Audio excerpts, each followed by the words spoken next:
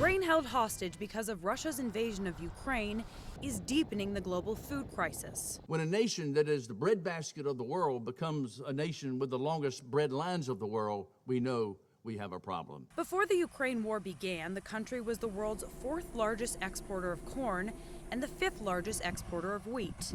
Now those agricultural products cannot get out of Ukraine's ports because of Russia's blockade, leaving dozens of countries desperate. David Beasley, the executive director of the World Food Program, said there are currently at least 323 million people around the world heading towards starvation. Truly, failure to open those ports in Odessa region will be a declaration of war on global food security, and it will result in famine and destabilization and mass migration around the world. The Biden administration is ramping up its focus on this deadly crisis as global food prices are spiking. Secretary of State Tony Blinken convened a UN Security Council meeting on the topic Thursday, calling for coordinated international response. There are an estimated 22 million tons of grain sitting in silos in Ukraine right now.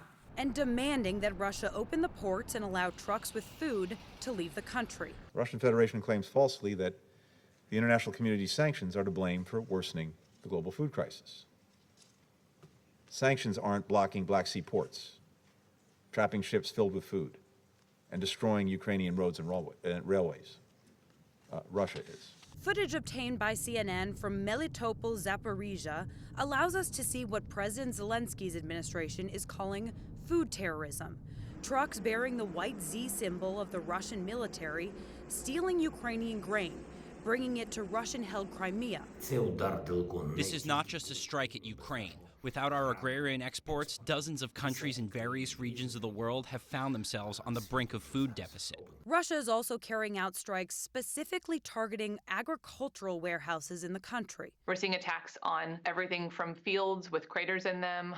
There are reports of Russian soldiers putting landmines in fields, destroying farm equipment.